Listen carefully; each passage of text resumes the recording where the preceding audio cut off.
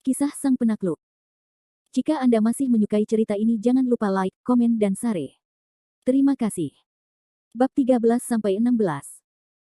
Matahari yang cerah perlahan terbit dari timur, dan semakin banyak orang berjalan di tepi danau. Hal ini terutama berlaku bagi para lansia, yang berkelompok 2 atau 3 orang. Namun, pada saat ini, banyak mata orang terfokus pada pemuda yang berlari dengan batu bata terikat di lehernya. Anak muda zaman sekarang benar-benar terlalu putus asa.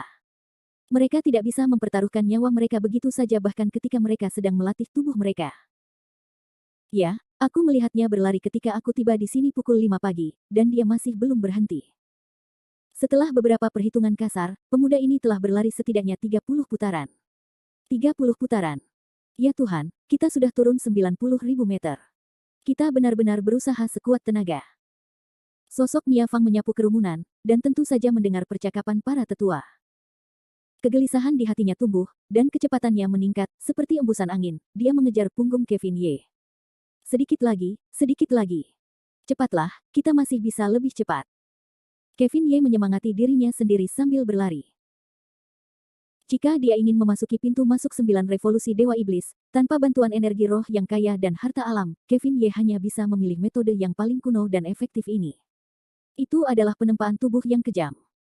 Capai batas tubuhmu, dan sebarkan dengan gila-gilaan metode kultivasi 9 revolusi Dewa Iblis saat kamu telah menembus batas. Hanya dengan begitu kamu dapat memasuki tahap pengantar 9 revolusi Dewa Iblis. Untuk penempaan tubuh, berlari sebenarnya adalah metode yang paling tidak efektif. Namun, di kota yang ramai ini, tidak ada cara lain. Kevin Ye berlari dengan panik, seluruh tubuhnya merasa seolah-olah akan terbakar. Perasaan itu telah mencapai batas naluri tubuhnya, dan 9 revolusi Dewa Iblisnya dengan panik beredar, dengan harapan bisa menerobos.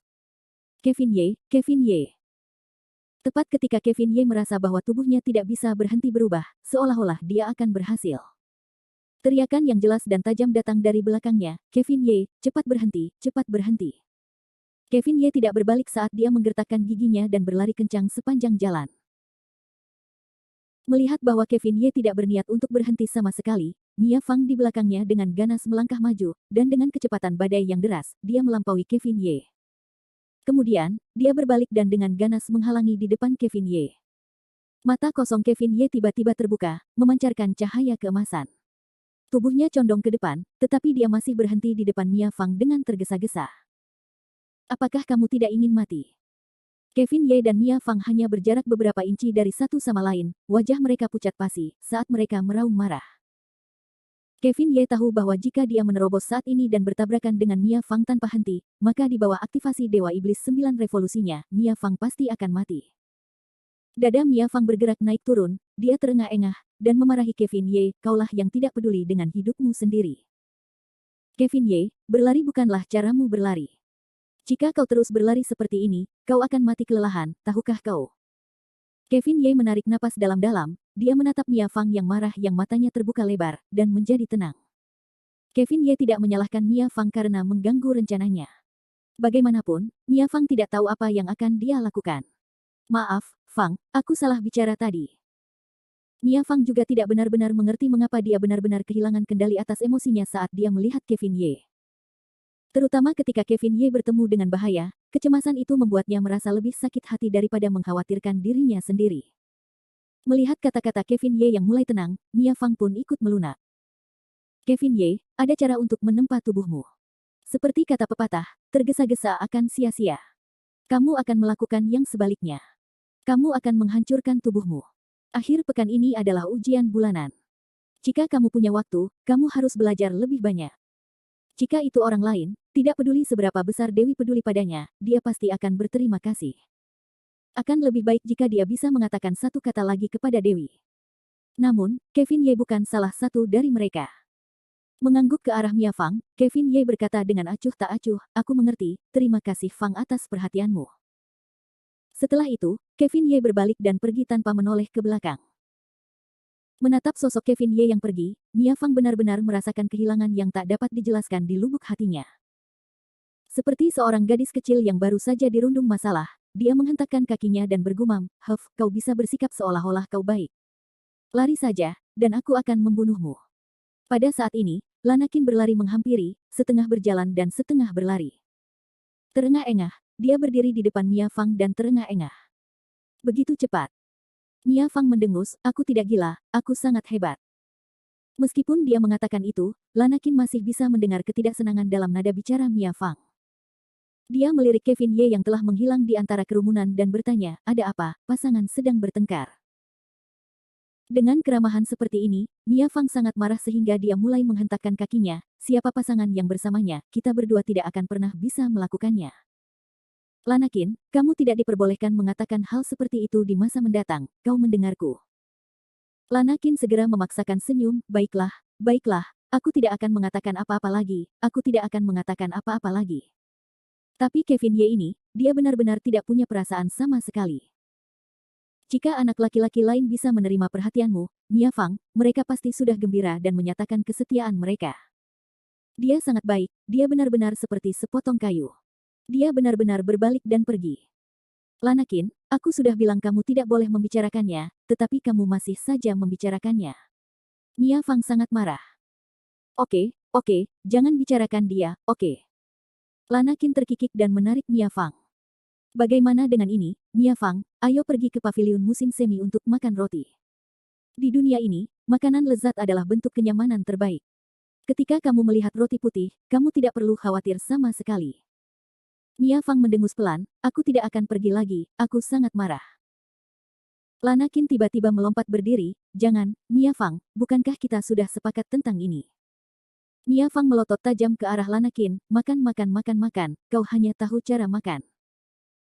Kevin Ye meninggalkan danau buatan itu sendirian dan segera menyingkirkan batu bata dari kakinya. Sejujurnya, 9 revolusi Dewa Iblisnya telah diganggu pada saat yang paling kritis oleh Mia Fang, yang membuatnya agak tertekan. Namun, Kevin Ye, bagaimanapun juga, adalah seorang ranker yang keluar dari hujan darah dan angin. Jika sekali tidak berhasil, maka masih ada yang kedua kalinya. Jika 2 kali tidak berhasil, maka masih ada yang ketiga kalinya. 9 revolusi Dewa Iblis, aku, Kevin Ye, pasti bisa mempelajarinya. Kevin Ye pergi tanpa menoleh ke belakang. Yang tidak diketahuinya adalah di belakangnya, sebuah sedan Porsche telah mengikutinya sepanjang waktu. Sejak dia memasuki Taman Danau Buatan, mata itu telah menatapnya sepanjang waktu. Di dalam sedan Porsche, Marisa Chu, yang mengenakan pakaian profesional, saat ini sedang mengamati punggung Kevin Ye dengan tatapan ingin tahu. Matanya linglung, dan jari-jarinya yang seperti batu giok tidak dapat menahan diri untuk tidak menunjuk ke arah kemudi. Tuan muda Kevin ini semakin aneh, dan orang-orang semakin bingung. Namun, dia tidak menyangka dia akan terhubung dengan gadis kecil dari keluarga Fang secepat itu. Dari kelihatannya, gadis kecil dari keluarga Fang itu benar-benar peduli padanya. Haruskah kita memberitahu tuan ketiga tentang ini? Lupakan saja, mari kita tunggu sedikit lebih lama. Aku benar-benar menantikan untuk melihat apa yang akan dilakukan tuan muda Kevin selanjutnya. Bab 14. Setelah meninggalkan Taman Circle Lake, Kevin Ye tidak kembali ke sekolah. Sebaliknya, dia bermalas-malasan di jalanan Linhai.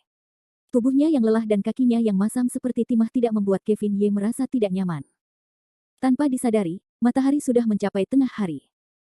Sambil memegangi sejumlah kecil uang di tubuhnya, Kevin Ye secara acak memakan makan siang sebelum bergegas keluar dari restoran kecil di pinggir jalan dan terus berkeliaran di jalanan. Melihat kerumunan di jalan yang bergumam di antara mereka sendiri, Kevin Ye tiba-tiba menunjukkan senyum masam. Matahari yang hangat bersinar melalui poninya yang patah, hangat di wajahnya.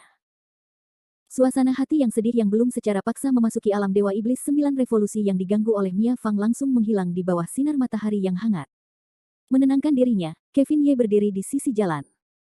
Setelah ragu-ragu sejenak, dia bergumam pada dirinya sendiri, sepertinya menggunakan metode berlari untuk mencapai batas tubuhku masih agak sulit, dan juga sangat mudah diganggu oleh orang lain. Aku harus mengubah cara berpikirku. Jika Kevin Ye saat ini berada jauh di pegunungan, maka dia dapat memikirkan 10.000 cara untuk menerobos batas tubuhnya. Sayangnya, dia berada di tengah kekacauan yang ramai, jadi akan sulit baginya untuk menemukan cara yang efektif untuk menghindari menyakiti orang yang tidak bersalah. Sambil gemetar, langkah kaki Kevin Ye tiba-tiba terhenti. Mengangkat kepalanya untuk melihat ke sisi lain jalan, dia tiba-tiba memperlihatkan senyum bahagia.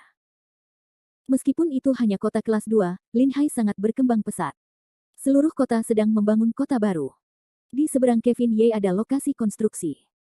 Di lokasi konstruksi, pekerja konstruksi bertelanjang dada sedang berjuang untuk menambahkan ubin ke kota. Melihat para pekerja yang berkeringat, Kevin Ye tiba-tiba punya pikiran. Dia dengan cepat berjalan menuju lokasi konstruksi. Para pekerja di lokasi konstruksi tertutup lapisan asap dan tanah. Tubuh mereka semua berwarna abu-abu, dan melihat langkah-langkah mereka yang berat, Kevin Ye tertawa. Itu ide yang bagus. Dia berkeliling di lokasi konstruksi untuk waktu yang lama.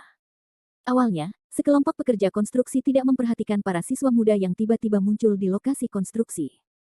Namun, seiring berjalannya waktu, orang-orang akhirnya memperhatikan Kevin Ye. 2 atau 3 pekerja duduk di lantai. Di lantai ada beberapa mangkuk enamel berisi makanan berdebu yang pasti merupakan makan siang mereka.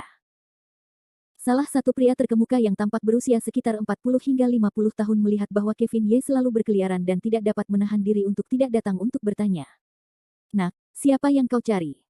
Ini adalah lokasi konstruksi, yang sangat berbahaya.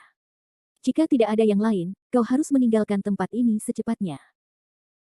Kevin Ye tersenyum pada pria paruh baya itu, "Paman, aku tidak mencari seseorang. Aku mencari pekerjaan." Mencari pekerjaan. Pria itu curiga, saat ia mengamati Kevin Ye. Tak lama kemudian, pria itu melambaikan tangannya dan berkata, "Nak, sebaiknya kau tidak mencari pekerjaan di sini. Kami memiliki pekerjaan yang paling kotor dan melelahkan di sini. Itu tidak cocok untukmu." Jelas, pria itu tidak berpikir bahwa Kevin Ye yang tampak langsing akan mampu menerima pekerjaan sebagai pekerja konstruksi. "Paman, saya murid SMP Ling Haino. 1. Hari ini adalah akhir pekan, jadi guru kami mengatur misi bagi kami untuk keluar dan merasakan kehidupan. Saya kebetulan lewat, jadi saya ingin mencobanya. Saya seorang sukarelawan, jadi saya tidak akan menerima upah apapun." Kevin Ye telah mengatakan kebohongan yang tidak terlalu besar, tetapi tidak berbahaya. Pria itu tercengang. Wajahnya berubah saat dia mengeluh, guru-guru zaman sekarang benar-benar hebat. Siswa adalah pilar tanah air. Mereka seharusnya belajar di sekolah. Bagaimana mereka bisa diizinkan melakukan hal seperti itu? "Paman, apa yang Anda katakan salah. Siswa zaman sekarang hanya tahu cara membaca buku tentang kematian. Masing-masing dari mereka memiliki tubuh yang lebih buruk daripada anak-anak. Jika saya tidak membiarkan mereka berolahraga dan memasuki masyarakat di masa depan, bagaimana saya bisa memprovokasi mereka?" Pria itu tersenyum. Beberapa kerutan terlihat jelas di antara alisnya. Lagi pula, dalam masyarakat modern ini, siswa yang bersedia datang ke lokasi konstruksi untuk merasakan kehidupan tidaklah benar. "Baiklah, kau benar. Karena kau melakukan tugasmu dan tidak dibayar, maka aku akan menjadi tuan rumah dan membiarkanmu mengalaminya di sini selama setengah hari." Pria itu terkekeh. "Terima kasih paman, terima kasih paman.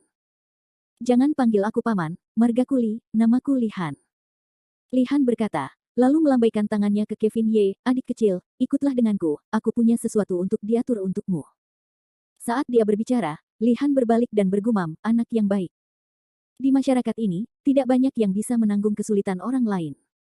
Li tua, apa yang terjadi? Dari keluarga siapa anak ini?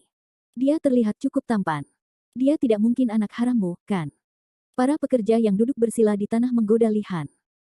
Lihan segera menarik napas dalam-dalam, Pak Tua Zhang, kau tidak bisa meludahkan apapun dengan gading di mulutmu.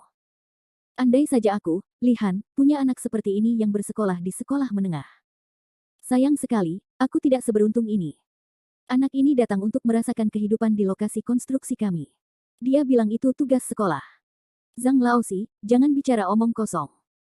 Zhang Laosi menepuk-nepuk debu dari tubuhnya dan berdiri, "Hehe, Pak Tuali, jangan berkecil hati. Bukankah kau punya putri yang cantik di keluargamu? Di masa depan, kau pasti akan menikmati berkah menjadi seorang putri." Sambil berkata demikian, Zhang Laosi melangkah maju dan menyesap rokok di tangannya, mengamati Kevin Ye dari ujung kepala sampai ujung kaki. "Li tua, apakah akan terjadi sesuatu pada anak dengan tubuh yang lemah seperti ini yang bekerja di lokasi konstruksi kita?" Tanpa menunggu Lihan berbicara, Kevin Ye langsung berkata, "Paman Zhang, jangan lihat betapa kurusnya aku, tulang-tulangku penuh dengan otot." Zhang Laosi tertawa terbahak-bahak. "Bagus, anak baik, mulutmu cukup manis. Hanya karena kau memanggilku paman, tempat ini akan melindungimu. Aku tidak akan membiarkanmu menderita keluhan apapun. Terima kasih, Paman Zhang." Zhang Laosi dan Lihan berjalan di depan sementara Kevin Ye mengikuti di belakang, menunggu keduanya mengatur pekerjaan mereka untuknya. "Li tua, apakah kau ingin anak ini mendaftar di tempat Zhou Bapi? Jika Zhou Bapi tahu bahwa kita merekrut diri kita sendiri, kita pasti tidak akan senang. Daftarkan bolanya." Dia di sini untuk merasakan hidup dan tidak membutuhkan gaji. Dengan orang seperti ini, Zhou Bapi pasti akan tertawa terbahak-bahak. Jadi seperti itu. Zhang Laosi menarik napas dalam-dalam dan mengangguk. Mendengar kedua orang itu berbicara, Kevin Ye penasaran, Paman Li, Paman Zhang, siapa Zhou Bapi? Zhang Laosi berkata dengan ketus, Zhou Bapi adalah kontraktor untuk lokasi konstruksi ini, dia sampah pelit. Li Han segera membuat gerakan diam, Zhang Laosi, jangan katakan lagi, bencana datang dari mulut. Sial, Li Tua, kamu benar-benar semakin bersemangat.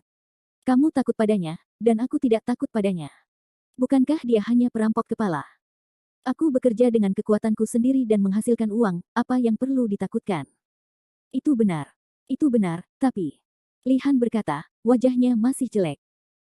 Zhang Laosi berbalik, menatap Kevin Ye di belakangnya, dan tidak mengatakan apa-apa. Li Han dan Zhang Laosi sama-sama dianggap tua di lokasi konstruksi, jadi tidak sulit untuk mengatur pekerjaan untuk Kevin Ye. Tentu saja, hal-hal yang berbahaya dan teknis itu tidak akan diatur oleh Kevin Ye.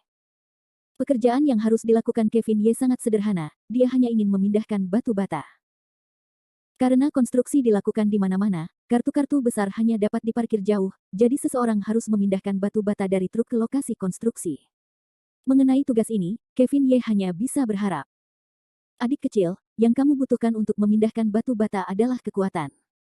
Jika kamu tidak tahan lagi, maka kamu dapat beristirahat sebentar. Tidak apa-apa. Li Han memperingatkan. Terima kasih, Paman Li. Aku mengerti. Terhadap pekerja seperti Li Han dan Zhang Laosi, Kevin Ye memiliki kesan yang sangat baik terhadap mereka. Dia juga berterima kasih kepada mereka karena dapat membantunya. Sangat terbuka, Kevin Ye memasuki mode kerja. Memindahkan batu bata mungkin terdengar sederhana, tetapi itu bukanlah tugas yang mudah ketika digunakan dalam pertempuran yang sebenarnya. Kevin Ye melakukan persis seperti yang dia lakukan, sama seperti yang dia lihat dilakukan orang lain. Sambil membawa beban, dengan batu bata yang tertata rapi di dalam keranjang bambu di kedua sisi, Kevin Ye melangkah maju selangkah demi selangkah. Berlatih, jika seseorang ingin memiliki kultivasi yang menantang surga, baik itu tubuh maupun jiwa, mereka harus menanggung cobaan yang berat ini. Awalnya, Li Han dan Zhang Laosi sama-sama khawatir bahwa tubuh Kevin Ye masih bisa bertahan. Tetapi melihat betapa seriusnya Kevin Ye, setelah beberapa putaran, meskipun dia berkeringat deras, dia sangat bertekad dan tidak bisa menahan diri untuk tidak mengangkat jempolnya. 1 langkah, 2 langkah, 3 langkah. Jangan melihat jarak 100 langkah, setiap langkah tidaklah mudah. Pada awalnya, untuk menjaga Kevin Ye, beban yang ada padanya adalah yang paling ringan, tetapi dengan sangat cepat, Kevin Ye mengisi batu bata di pundaknya dengan lebih banyak daripada yang lain. 9 revolusi Dewa Iblis di tubuhnya terus-menerus menyerang meridian di tubuhnya, puncak kekuatannya telah tercapai, dan kelelahan di tubuhnya tidak terlalu berarti di mata Kevin Ye. Sambil menggertakkan giginya, keyakinan Kevin Ye menjadi semakin kuat. Ini merupakan kejutan bagi tubuhnya dan pelepasan bagi jiwanya. Secara bertahap, matahari telah terbenam dan Kevin Ye tidak tahu berapa kali dia telah berjalan di jalan ini. Dia hanya tahu dengan jelas bahwa dengan setiap langkah yang dia ambil, dia semakin dekat dengan batas tubuhnya. Di kejauhan, Zhang Laosi dan Li Han sedang merokok.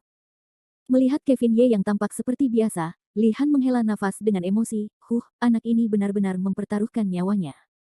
Di dunia saat ini, tidak banyak anak seperti ini. Bukankah begitu? Hanya dengan bajingan kecilku, dia hanya tahu cara bermain game online sepanjang hari, dia tidak punya pekerjaan, membiarkan dia memindahkan batu bata hanyalah sebuah mimpi. Tepat saat mereka berdua sedang berbicara, sebuah mobil van emas melaju cepat dari kejauhan, menimbulkan awan debu ke udara. Tidak bagus, Zhou Bapi ada di sini. Li Han terkejut. Zhang Laosi mendengus, matahari hampir terbenam. Apa yang dilakukan orang ini di sini saat ini? Kuharap dia tidak akan melihat Lil Ye. Li Han bergumam dalam hatinya.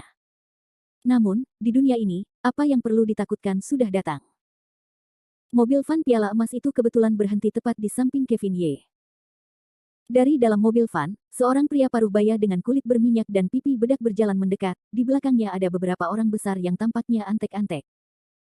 Sambil menahan napas, pria paruh baya itu memandang lokasi konstruksi dengan jijik, dan berkata kepada Kevin Ye di sampingnya, pergi dan panggil Li Han untukku. Bab 15. Pria paruh baya yang kepalanya dan pipinya memerah yang turun dari mobil van itu adalah Zhou Bapi yang sedang marah yang dibicarakan oleh Li Han dan yang lainnya. Alasan dia memarkir mobil di samping Kevin Ye bukan karena dia ingin, tetapi karena tempat ini lebih dekat dengan jalan utama, dan juga lebih mudah untuk keluar masuk, dan lebih sedikit debu dan lingkungannya sedikit lebih baik dibandingkan dengan lokasi konstruksi. Kevin Ye saat ini dengan tenang memindahkan batu bata dan membangun tubuhnya. Dewa Iblis 9 revolusi di seluruh tubuhnya berputar. Dia sama sekali tidak memperhatikan Zhou Bapi. Saat ini Kevin Ye sudah berada di puncak kekuatan fisiknya. Dengan sedikit pemahaman, itu akan memungkinkannya untuk menerobos penghalang Dewa Iblis 9 revolusi dan memasuki level pemula. Sambil membawa beban, Kevin Ye terus berjalan maju dengan susah payah, seolah-olah dia sendirian. Hei, nak, aku berbicara padamu, apakah kamu mendengarku? Melihat Kevin Ye mengabaikannya, Zhou Bapi menjadi marah.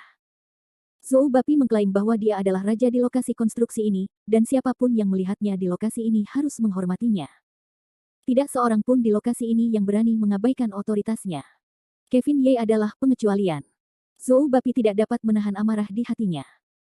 Dia hanya melirik sekilas, dan antek-antek di belakangnya segera maju untuk menghentikan Kevin Ye, dan mengulurkan tangan mereka untuk mendorongnya.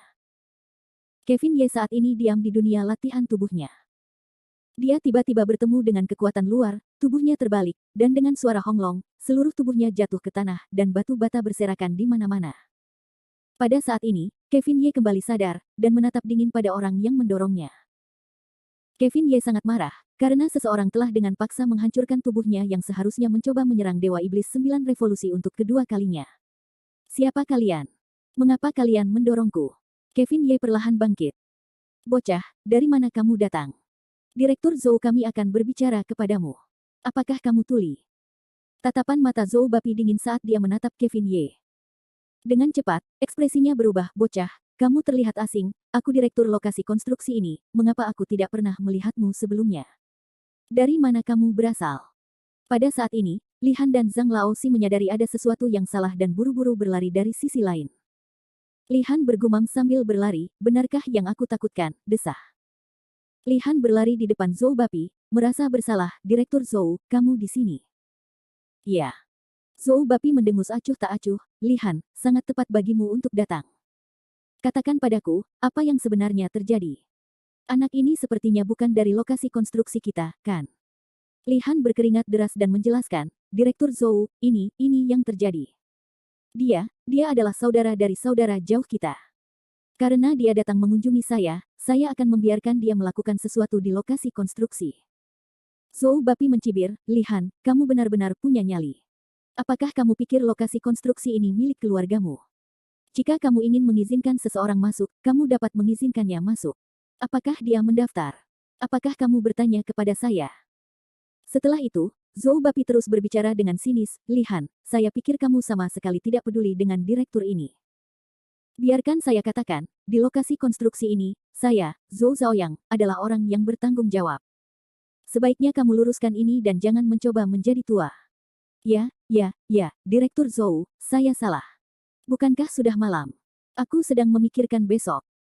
Tanpa menunggu Li Han selesai berbicara, Zhou Bapi memarahinya, besok apa? Kurasa anak ini bahkan belum berusia 18 tahun. Bagaimana bisa kau membawanya ke lokasi konstruksi? Sudah kubilang, jika kau tidak mendaftar, jangan pernah berpikir untuk mengambil sepeser pun dariku. Ya, Direktur Zhou. Mengenai hal ini, dia di sini untuk menemuiku dan membantuku. Dia tidak butuh uang. Zhang Laoxi juga menimpali, benar, kita semua adalah saudara di sini untuk membantu. Direktur Zhou, jangan marah. Setelah mendengar bahwa tidak perlu membayar, ekspresi Zhou Bapi kali ini menjadi lebih tenang. Oh, jadi begitulah adanya. Baiklah, kurasa aku akan membantu saja. Tapi aku tidak akan melakukannya lagi, aku pasti tidak akan membiarkan siapapun memasuki lokasi konstruksi tanpa izin. Kau mendengarkanku? Ya, Direktur Zhou. Kami mengerti. Zhou Bapi menatap Kevin Ye yang masih tidak percaya, dan tidak berkata apa-apa lagi, dan hanya bertanya kepada Li Han, siapa nama saudaramu ini? Dari kelihatannya, dia cukup cakap. Jika dia mau tinggal di lokasi konstruksi dan melaporkan namanya, aku akan memberinya gaji sebulan. Li Han dan Zhang Laoxi saling memandang tetapi tidak berbicara. Apa, 800 terlalu sedikit? Wajah Zhou Bapi langsung menjadi jelek. 800 adalah gaji pokok untuk Lin Hai, tetapi bagi para pekerja yang bekerja keras di lokasi konstruksi, itu memang sangat sedikit. Kevin Ye dapat mengatakan bahwa Zhou Bapi ini memperlakukannya sebagai buruh murah. Li Han pintar, dan langsung setuju, Direktur Zhou, dia dipanggil Kevin Ye. Karena dia berasal dari pedesaan, Anda bisa menikmati makanan itu hebat. Kevin Ye. Mendengar nama ini, wajah Zhou Bapi berubah serius.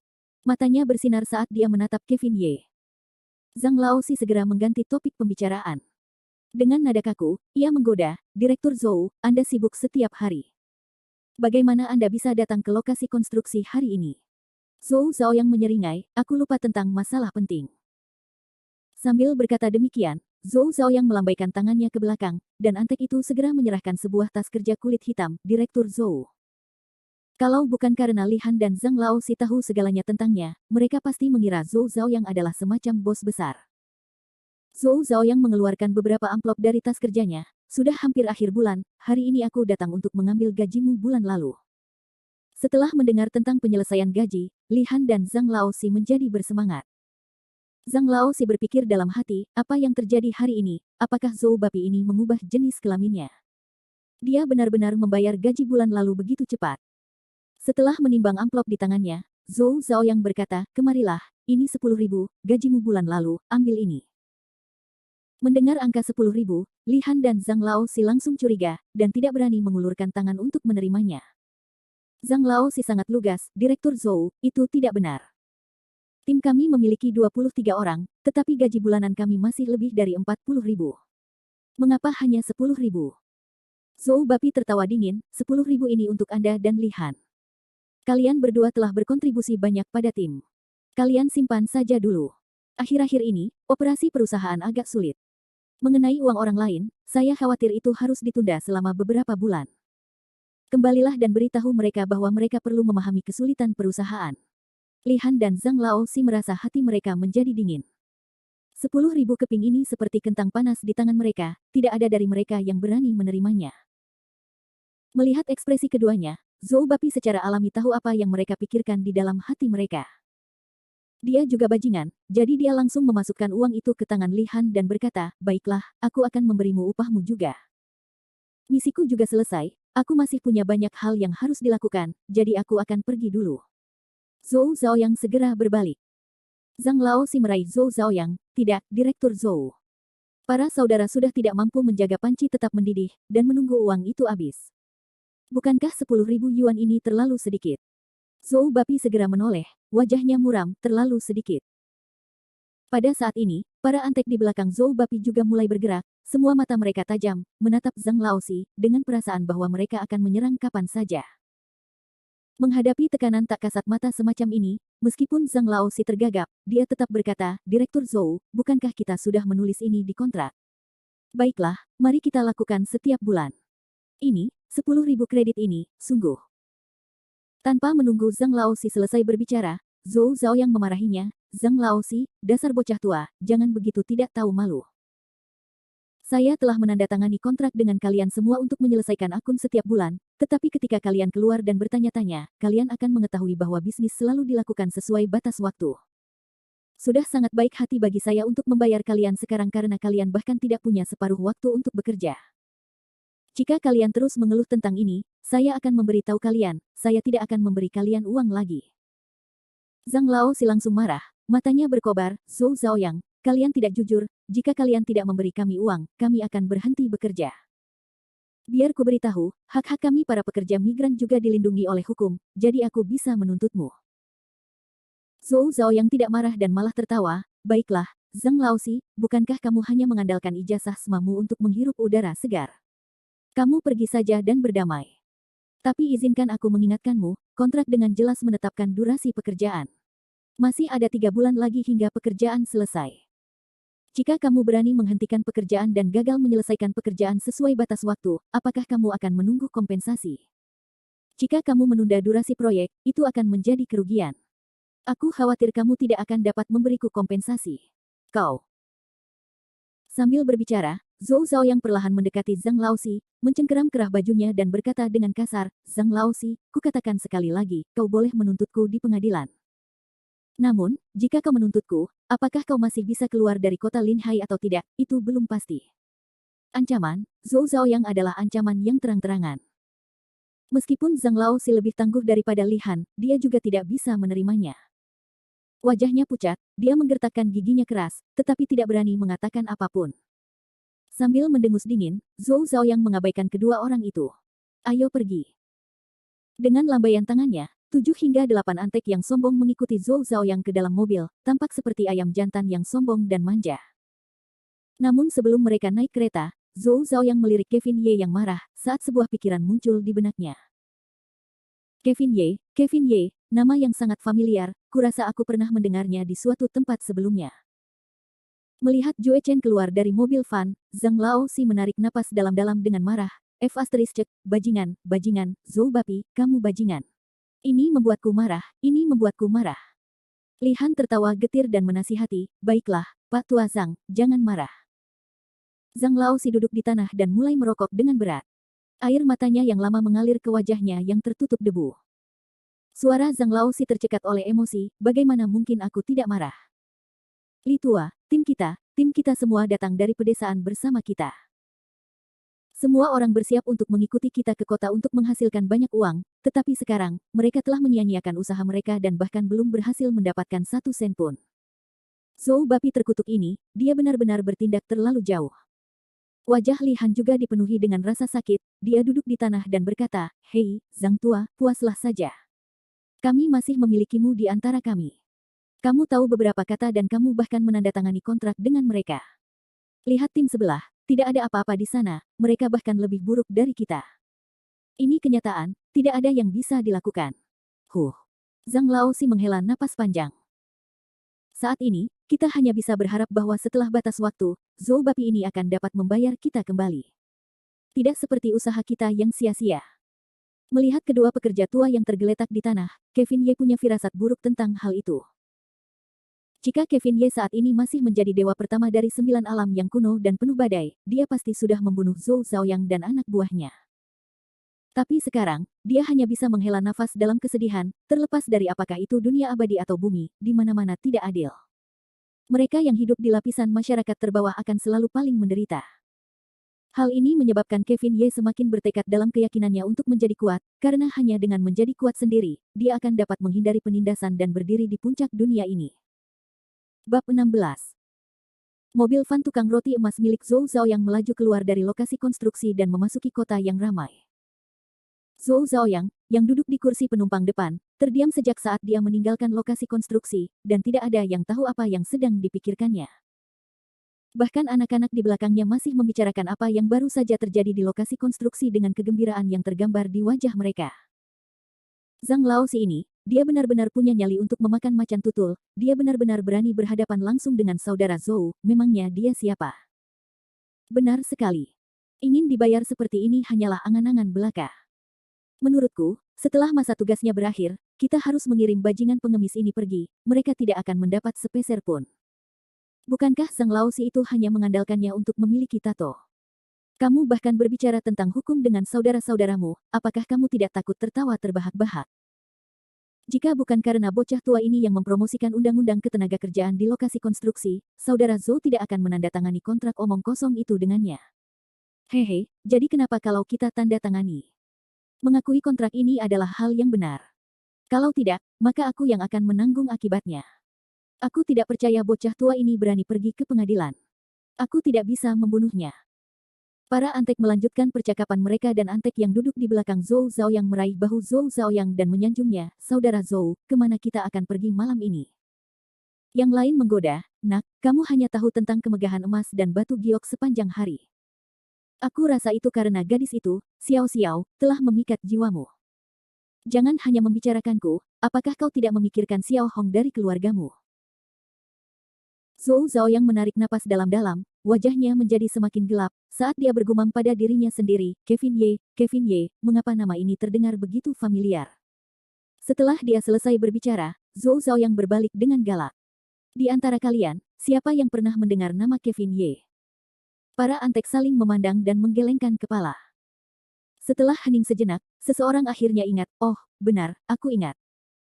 Tadi malam ketika aku mendengarkan panggilan telepon saudara Zhou, aku memanggilmu dengan nama itu. Tadi malam, Zhou Zhaoyang terkejut. Tetapi setelah mendengar pengingatnya, Zhou Zhaoyang segera memikirkan sesuatu. Menepuk pahanya, dia berteriak, itu benar, itu tadi malam. Tuan Muda Ting meneleponku dan menyuruhku membereskan seorang siswa bernama Kevin Ye. Aku minum begitu banyak tadi malam sampai aku lupa. Sialan. Saudara Zhou, apakah Anda terlalu banyak berpikir? Mungkin kedua orang ini memiliki nama yang sama. Benar sekali, Saudara Zhou, ada banyak nama yang identik di dunia ini. Lagi pula, bukankah Li Han mengatakan bahwa dia adalah saudara jauh? Wajah Zhou Zhaoyang berubah dingin, apa yang kau tahu? Sambil berteriak, Zhou Zhaoyang segera mengeluarkan ponselnya dan mencari sesuatu. Tiba-tiba, matanya menjadi lebih ganas. Dia menatap foto di ponsel dan mendengus, benar sekali, ini bocah nakal ini. Tuan Muda Ting mengirimiku foto tadi malam. Di lokasi konstruksi, wajah bocah nakal itu tertutup tanah dan aku bahkan tidak bisa bereaksi. Berhenti, berhenti. Zhou Zhaoyang memegang ponselnya, dan berteriak dengan keras. Saudara Zhou, kamu hanya seorang pelajar, apa yang membuatmu terburu-buru? Mengapa kita tidak bersenang-senang malam ini? Kita tidak bisa lepas dari bocah ini. Apa yang kamu tahu? Jika berita dari Tuan Muda Ting tidak buruk, maka bocah itu seharusnya adalah siswa sekolah menengah pertama Ling Hai No. 1. Hari ini adalah akhir pekan, jika kita tidak bergerak hari ini, ketika dia kembali ke sekolah, siapa yang tahu kapan anak itu akan keluar lagi? Zhou Zhaoyang melotot ke arah orang yang berbicara, dan segera menutup mulutnya karena takut. Fan itu berhenti di sisi jalan, dan Zhou Zhaoyang segera turun dan menelepon. Dengan sangat cepat, suara seorang pemuda keluar dari ujung telepon, tanpa basa-basi, Zhou Zhaoyang, apakah kamu perlu meneleponku saat ini? Tuan Muda Ting, aku sudah punya gambaran tentang apa yang kamu katakan kepadaku kemarin. Bocah Kevin Ye itu saat ini berada di lokasi konstruksi rumah besar Dongfang Yue. Lihat, di situsku. Hehe, hebat sekali, hebat sekali. Zhou Zhaoyang, aku tidak peduli cara apa yang kau gunakan, aku tidak ingin bajingan ini melihat matahari besok, kau mengerti? Zhou Zhaoyang terkejut, jelas bahwa tuan mudanya telah berencana untuk membunuhnya. Zhou Zhaoyang awalnya mengira bahwa dia hanya sedang memberi pelajaran kepada seorang murid, tetapi dia tidak menyangka bahwa Tuan Muda Ting ini akan langsung membunuh murid bernama Kevin Ye ini. Dendam apa? Dendam apa? Orang di ujung telepon itu bahkan tidak memberi Zhou Zhaoyang kesempatan untuk berbicara lagi. Baiklah, kau bisa melakukan apa yang perlu kau lakukan. Ketika saatnya tiba, akan ada manfaat untukmu. Ya, Tuan Muda Ting, kau bisa tenang. Aku berjanji tidak akan membiarkan anak itu melihat matahari besok. Setelah menutup telepon, wajah Zhou Zhaoyang berubah menjadi menyeramkan. Matanya berputar-putar seolah-olah dia sedang mempertimbangkan sesuatu. Pada saat ini, matahari berangsur-angsur terbenam, dan langit menjadi gelap. Di lokasi konstruksi, meskipun Zhang Laoxi dipenuhi dengan kebencian, dia tetap bekerja. Begitulah cara dunia. Setiap orang harus menjaga tempat tinggal mereka yang paling rendah. Lil Ye, jangan bekerja lagi. Sudah malam, ayo pulang lebih awal. Hati Li Han terasa sakit untuk Kevin Ye, dan datang ke sisinya untuk menghiburnya. Kevin Ye menyeka keringat di dahinya. Tidak apa-apa, aku akan pulang setelah selesai membawa sisa-sisa makanan. Li Han melihat bahwa Kevin Ye semakin menyukainya. Karena Kevin Ye bersikeras, Li Han tidak mencoba membujuknya lagi. Itu adalah kebiasaan baik yang harus ditanggung Kevin Ye selama beberapa era, dimanapun itu, akan selalu sama. Tentu saja, setelah melihat wajah Zhou Bapi, Kevin Ye memiliki pikirannya sendiri. Kevin Ye saat ini, seorang manusia biasa, tidak dapat membantu Li Han dan Zhang Laoxi mencari keadilan. Tetapi setidaknya, dia harus melakukan yang terbaik untuk membantu mereka ketika dia mampu memberikan sedikit kekuatan. Bulan terbit dan terbenam, pada saat Kevin Ye menyelesaikan sedikit pekerjaannya, hari sudah gelap. Melihat bulan terbit, Kevin Ye tertawa dalam hatinya, ini mungkin hari paling memuaskan yang akan pernah kulakukan di bumi. Meskipun dia telah gagal menembus ambang 9 revolusi Dewa Iblis beberapa kali, setidaknya, dia telah mengalami banyak hal dan membiarkan dirinya tahu. Awalnya, bumi, yang diubah menjadi zona terlarang oleh dunia abadi, juga merupakan tempat di mana yang kuat memangsa yang lemah. Tempat ini sama seperti dunia abadi, seseorang tidak dapat melakukan sesuatu tanpa kekuatan. Lil Ye, kamu telah bekerja keras sepanjang hari. Ayo, Paman Zhang akan mentraktirmu makan. Zhang Laoxi tiba-tiba muncul di sebelah Kevin Ye, menepuk bahunya, dan berkata dengan gagah berani. Kevin Ye tersenyum tipis, dia awalnya ingin menolak mereka tetapi tepat pada saat itu, dua cahaya kuat melesat dari luar lokasi konstruksi, menyebabkan Kevin Ye dan Zhang Laoxi tidak dapat membuka mata mereka. Sial, benda apa itu? Zhang Laoxi memarahi. Segera setelah itu, seluruh lokasi konstruksi mendengar raungan yang memekakkan telinga. Itu mobil beton. Bukankah truk terakhir sudah lama diturunkan? Mengapa masih ada satu lagi? Zhang Laozi telah berada di lokasi konstruksi untuk waktu yang lama, meskipun cahayanya menyilaukan, mereka masih dapat menentukan benda apa yang ada di seberang jalan dari suaranya. Tepat saat Zhang Laozi ingin maju dan bertanya tentang detailnya, Li Han bergegas keluar dari samping, dan berteriak dengan panik, "Lil, Ye, Old Zhang, cepat minggir." Gemuruh, gemuruh. Dengan dua suara keras, mobil beton setinggi dua orang itu tidak hanya tidak melambat setelah memasuki lokasi konstruksi, bahkan menggunakan seluruh kekuatannya dan menyerang Kevin Ye dan Zhang Laozi dengan ganas. Meskipun Li Han sudah mengingatkan, karena suara mobil itu terlalu keras, Zhang Laozi tidak mendengarnya. Baru ketika dia melihat mobil beton melaju kencang ke arahnya, Zhang Laozi menjadi pucat karena ketakutan. Namun, sudah terlambat, mesin monster raksasa itu melaju kencang, membuat Zhang Laozi ketakutan hingga dia terpaku di tanah, tidak berani bergerak sama sekali. Pada saat ini, Zhang Laozi menyadari betapa dekatnya kematian dengan dirinya. Zhang Tua, Li Han meraung histeris, tetapi dia tidak memiliki cukup kekuatan untuk berdiri di samping. Pada saat ini, Kevin Ye adalah orang pertama yang bereaksi. Kevin Ye berdiri di belakang Zhang Laozi dan melompat ke depan. Di saat hidup dan mati itu, dia mendorong Zhang Laozi menjauh. Zhang Laozi berguling dan jatuh di sisi lain lokasi konstruksi. Dan pada saat itu, Kevin Ye sedang menghadapi kereta beton raksasa. Melihatnya, dia tampak tidak bernyawa. Persepsinya memberitahu Kevin Ye bahwa ini jelas bukan kecelakaan, tetapi seseorang melakukannya dengan sengaja. Kevin Ye awalnya mengira kereta beton ini menuju ke Zhang Laozi. Namun, ketika dia melihat pengemudi di dalam mobil itu menatapnya dengan mata haus darah, dia tahu bahwa kecelakaan itu ditujukan padanya. Lil, Ye, Zhang Laozi yang panik bahkan tidak punya waktu untuk bangun saat dia meraung dengan gila. Tapi sudah terlambat, Kevin Ye menghadapi kereta beton yang menderu. Dalam sekejap mata, tubuhnya yang kecil dan lemah akan tersapu ke bawah kereta dan hancur menjadi tumpukan pasta daging. Memikirkan hal ini, air mata mengalir di wajah Zhang Laozi. Menghadapi kereta beton raksasa ini, Kevin Ye membuat keputusan yang mengejutkan. Dia tidak memilih untuk berlari, karena tidak peduli seberapa cepat dia mengulurkan tangannya, setidaknya akan berakhir dengan lengan dan kakinya patah di bawah penggiling daging yang melaju kencang. Kevin Ye tidak hanya tidak berlari, dia bahkan mengulurkan kedua tangannya dan menamparkan ke arah kereta beton. Pengemudi mobil juga terkejut dengan tindakan Kevin Ye yang tidak normal. Apakah bocah ini gila? Reaksi Kevin Ye memang bukan reaksi orang normal. Pada saat berikutnya, telapak tangan Kevin Ye langsung menghantam lampu utama kereta beton itu. Pada saat ini, semua pembuluh darah di tubuh Kevin Ye diaktifkan, dan 9 revolusi Dewa Iblis yang telah ia habiskan berkali-kali dalam satu hari sekali lagi melonjak ke pintu masuknya yang dalam. Hidup dan mati akan diputuskan dalam satu pukulan. Kevin Ye mengambil keputusan dan meraung dengan gila.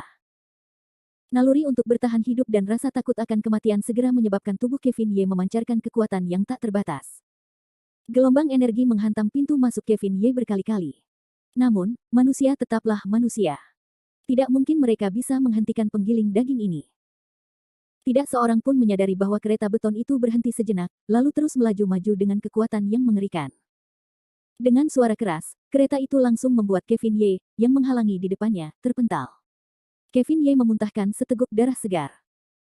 Menerima dampak yang begitu parah, Kevin Ye hanya merasakan organ-organ dalamnya menjungkirbalikkan dunia, kesadarannya berangsur-angsur hilang saat kekuatan tirani juga dengan ganas menerobos pintu masuknya yang dalam. Dari dantian Kevin Ye ke keempat anggota tubuhnya. Berhasil, tingkat pertama Dewa Iblis 9 revolusi, penyempurnaan tubuh, akhirnya berhasil. Setelah mengucapkan beberapa kalimat dengan tidak jelas, seluruh tubuh Kevin Ye pingsan, tetapi di samping telinganya, suara gemuruh mobil masih bergema.